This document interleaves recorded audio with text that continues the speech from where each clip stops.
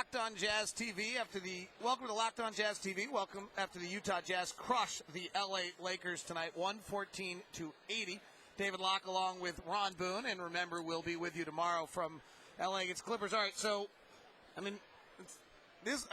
love to just tell everybody, oh, go crazy and crush the Lakers, but there's no Dwight Howard, there's no Pau Gasol, and Steve Nash played 12 minutes, and the Lakers kind of brought their defender-esque team out here tonight. But there are some takeaways I got to figure that you saw here today that are going to please Tyrone Corbin. Well, before you think that, okay, this is the team that's going to win the NBA championship, there's a lot of work to do. I think this is a much better basketball team than we've seen here in the Jazz uniform here for quite some time. Why? Because there's more balance, and we have more of the players that can get the job done.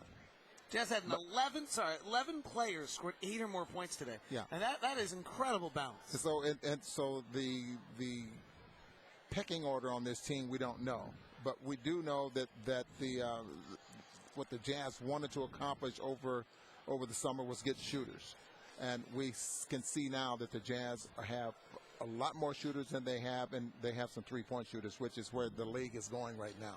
You either have someone that can play with the back to the basket, or you're going to shoot three-point shots. A lot of the offense for some teams is built around shooting the three. The Jazz have those things. But the important thing here for the Jazz is if the type of game that they want to play is the defense. And as you and I talked about a little earlier in this ball game, how the defense on the weak side is getting the job done. I mean, they came up with how many steals tonight? 12 steals, and that makes a difference. There are a few numbers in the stat line that I think you can take as signs of where the team is going, right? I mean, I don't think the 114-80 number, which is the final score, is one of those. But I do think that one of those numbers that you can take is what Ron mentioned, 9 of 16 from 3 today. You're seeing more shooting.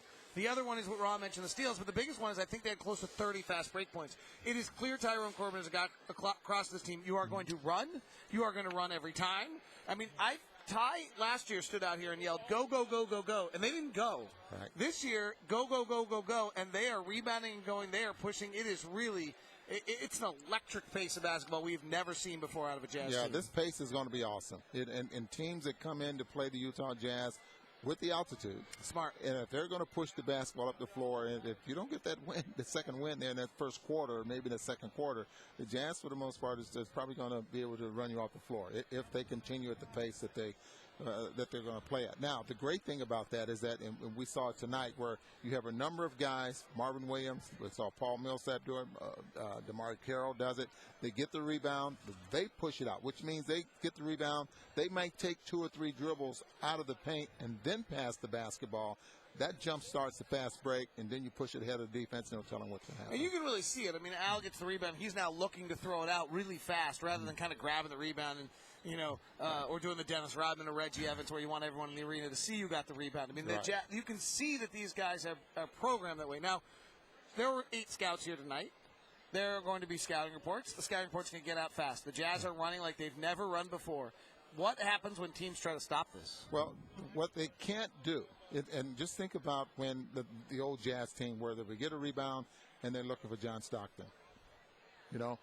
Now you could overplay John Stockton, you can and slow him down, but they're not doing that with the Jazz. I mean, they're taking the basketball out themselves, off the dribble, a couple of dribbles, and then they're finding maybe Gordon. They might find Mo Williams, just anyone that can push the basketball up the floor. So there's not a lot of defense to that. But if they get to the point where they're going to try to smother the passer or defend the passer, that could slow them up just a little bit, But for the most part, I don't see them slowing the fast break down. We've talked about a lot of things. One of the kind of ongoing storylines has been the backup point guard today. Position that got highlighted because Mo Williams didn't play. So we saw both Jamal Tinsley run the team as a starter, and we also saw a really long extended run of the Foy-Burks combination with Randy really playing the point guard almost exclusively tonight. And that's something Tyrone Corbin said before the game. He wanted Randy Foy to do because he thinks it helps Randy learn the system better.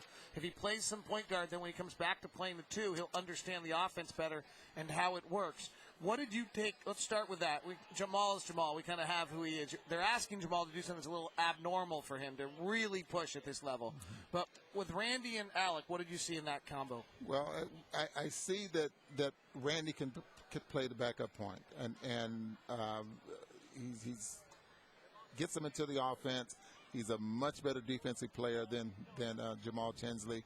He's not one, I think, that Tyrone Corbin's going to want to go for a long, extended period of time, which means that maybe that third point guard is going to be very important this year for the Jazz. I'm going to throw one at you here, okay?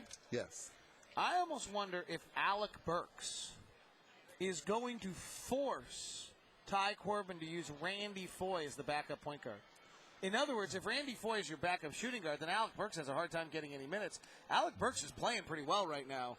That's a wonderful option, and that's a wonderful observation of yours, and that will be something, a luxury that Tyrone Corbin will have. It's a really truly, it's a great point. How fabulous that if you have that situation, you can slide a guy over. That's how this whole team has been built. We also saw one note tonight. We saw the big lineup for the first time with World Peace playing the three.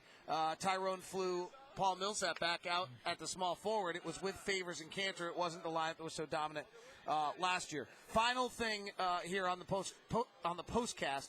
Lakers shoot 4 of 15 in the first quarter tonight. How much is that Jazz defense? What were the Jazz doing defensively early in this game? 6 of 19 in the second. They shot 10 of 34 in the first half. How much of that was Jazz defense? Understand they didn't have Gasol. They didn't have Howard on the floor, but still. Well, regardless of who they had out there on the floor, the defense had a lot to do with it. And if you look at I don't have a first half stat, how many high percentage shots did they get? How many layups? I mean, if you see a shot chart, that means they kept them out on the perimeter and didn't get a lot of easy buckets, got back on defense. I mean, those type of things, regardless of who you're playing, is necessary. And they were able to do it. The Lakers are not even close to how good they're going to be. Right. But if the Jazz did not look as good as they did against whoever they're playing right now, where does that put you and put you as the Jazz? Jazz did what they could tonight. They couldn't have played Gasol and Howard because that wasn't an option. They did what they could. Reminder that the Jazz play the Lakers in their second home game. It's the only visit of the year by the Lakers to Salt Lake City. Get your tickets now at UtahJazz.com. That's our postcast with Ron Boone. I'm David Locke. Go Jazz.